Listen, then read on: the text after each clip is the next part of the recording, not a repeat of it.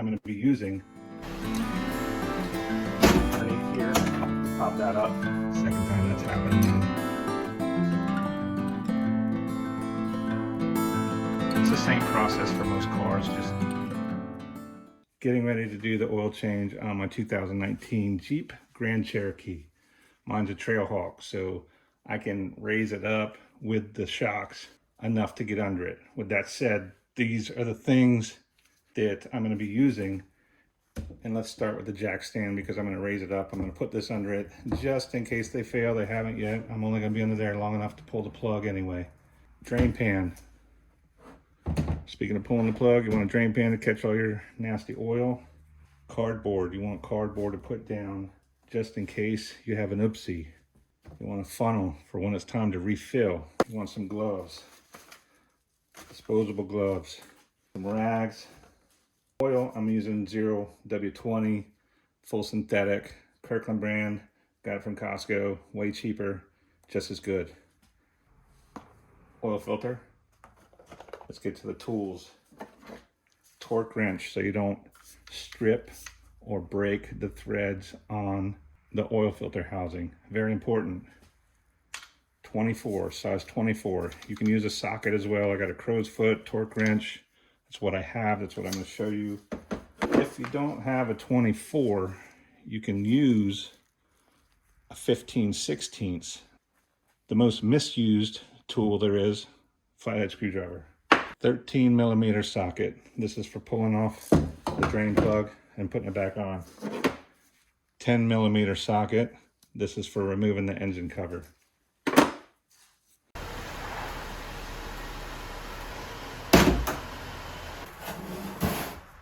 So make sure you run the car for a little bit, get the oil warmed up, and then open up the hood, let it cool off so you don't burn yourself. But while you're letting it cool off like I am, you can go ahead and get this engine cover removed.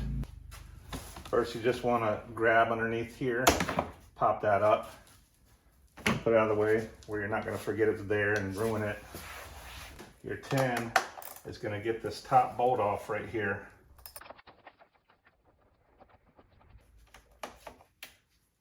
Don't lose it.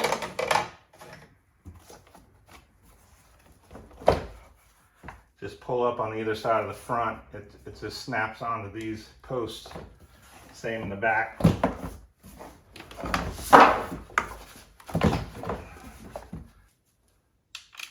Thread that bolt back in where it was. That way you do not lose it. It's right there. Set this off to the side. Might want to grab the cover too. So now that we got the engine cover off, we can access the oil and the oil filter easily. Now if you have an extension and a socket, you can get to the oil filter through the panel on top without removing the entire engine cover. I just wanted you to be able to see it. I got the jack stand for just in case, for protection. Got my cardboard on the ground. I got my oil pan, my 13mm ratchet, and rags for just in case. I'm gonna go under here in a minute and I'm gonna start draining. And it's a lot more comfortable if you use a $5 moving blanket to crawl around on the concrete and under your car. Get that from Harbor Freight. You can see it's pretty tight under here. Trailhawk has skid plates over the oil pan, so you got to go up in this hole, and there's the plug right there. So I'm going to get under here and pull that, and I'll show you draining. Well, it's the reason for the cardboard, guys. That pan sucks. It overflows too fast. Second time that's happened to me. I'm never using it again. I'll use that for my lawnmower. I don't know how I ever used that pan before without it overflowing, but I have. So the cardboard and the extra rags I had down here saved me from having to hurry and get up and get the stuff. I'm glad it happened, so you can see that stuff happens, and there's a reason that I put cardboard down. And I'm lucky I did it this time. I didn't have time to show you the oil draining, but you can see it drained, and I already put the plug back in. There's not much room under here, so I just went ahead and got it done. I wiped everything off the bottom skid plate, put the plug back in, and now we're gonna go up top. Got my rags ready, got my oil filter cartridge. I also saved little plastic bags like this for this instance. Right there is the oil filter cap, the housing cap. But now you know what I'm gonna be taking loose with the 24mm wrench. You'll see when I get this out, I'm gonna put the bag over it so I don't drip more oil all over everything. The closed in 15/16 to me feels more sturdy. I'll just use the 24 crow's head to torque it.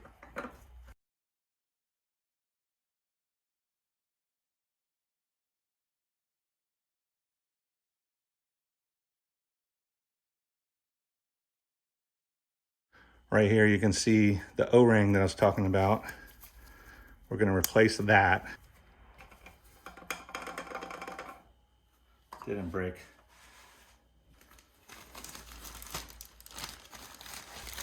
That top slides right around that, like so.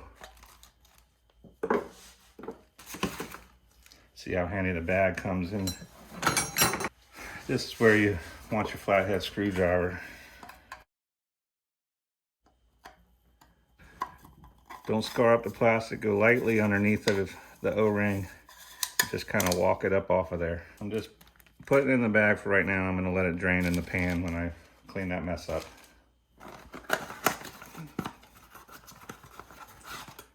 Looks the same. It's a good idea to check it. There's the O-ring. Let's put a little oil around it. Gently roll it over your cap into this groove.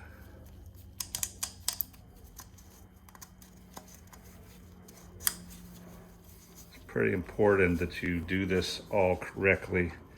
And now see, this is gonna fit in there like that. You hear it snap. Now you can just thread it down in there. Hand thread it all the way till you hit that O-ring. And don't forget to tighten it back up. I made the mistake of trusting Jiffy Lube with this. They tightened it just to the top of the O-ring and it was spitting oil out everywhere from the oil pressure. Somebody pulled up next to me and warned me that I was dripping oil. I knew better than to go to Jiffy Lube. Knew better. Still had to change it myself and got my money back, but I wasted a whole bunch of time.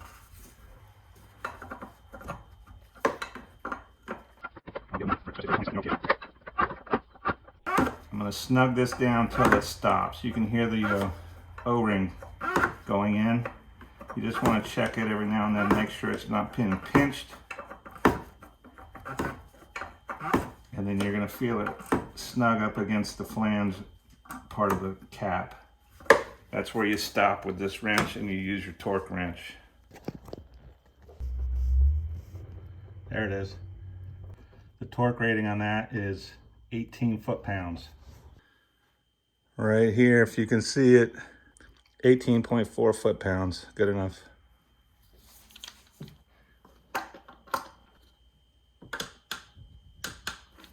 I didn't even really turn it, so just go past the O-ring gasket. You're gonna hear it squeaking down. That's why you lube it with some oil, makes it a little bit easier, and you don't think you got it, seated. You'll feel it go all the way down past the oil ring gasket and then seat against that flanged part of the cap. That's pretty much where the 18 pounds is, because it barely even moved before it clicked. Go ahead and get set up to put the new oil in, which I like to clean around the cap really good while I got this stuff off. You don't want to drop any junk in there. Probably an unnecessary step, but it's easy when you got this off. Right there, 0W20. Check your manual. There's certain situations where you can use different oil temperatures and such.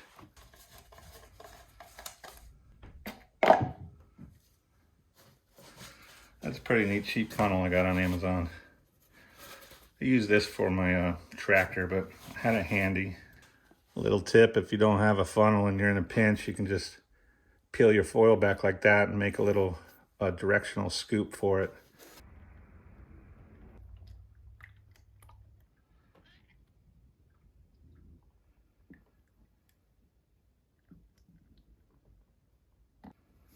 Tip, save your empty jug so you can pour the old oil in it and take it back to the recycle center.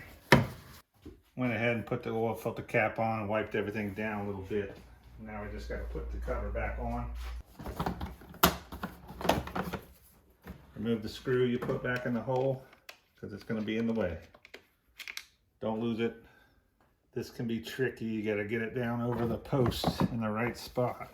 It's usually kind of easier to line up the front, and then the front two, then the back two should fall into place. Just pop them down until they snap. Put your bolt in up top here. Get your 10mm ratchet, tighten. Just snug it. No need for it to be tight. It's just the engine cover. Put the access panel back on. Snap it into place. Wipe everything down again.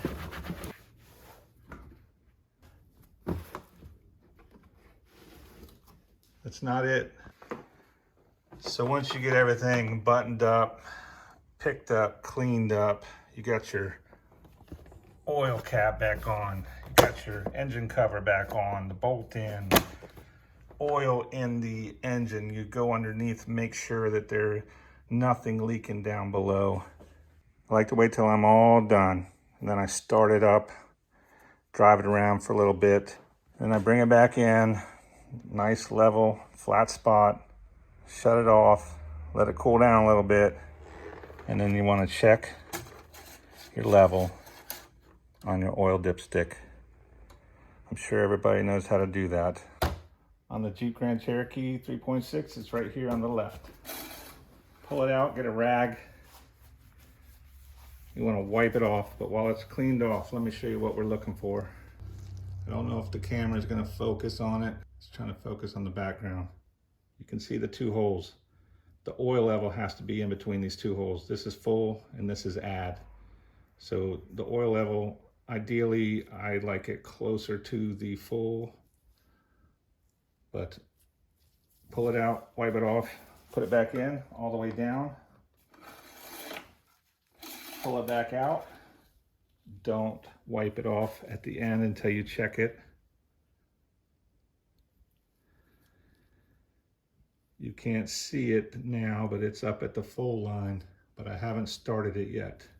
Once I start it, it'll suck some of it down and into the filter, and we should be good, but I'm gonna run it, check it again.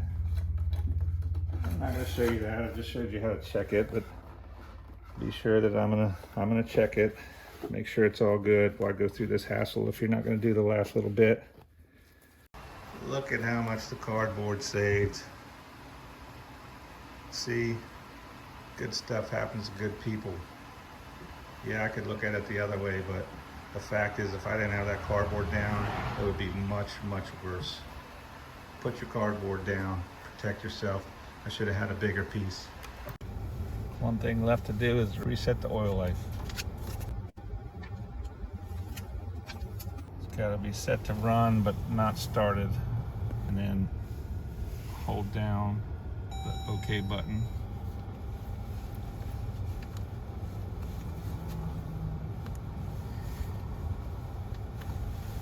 There it is. That's how to change the oil in a 2019 and on Jeep Grand Cherokee 3.6 liter is what I have. It's the same process for most cars, just things are in different areas and you're gonna need different size tools. Good idea for any oil change is the cardboard down below, the pad for the concrete. Anytime you're working on anything on a concrete pad, it's good on your knees, it feels a lot better. A better drain pan than what I have, and the proper tools.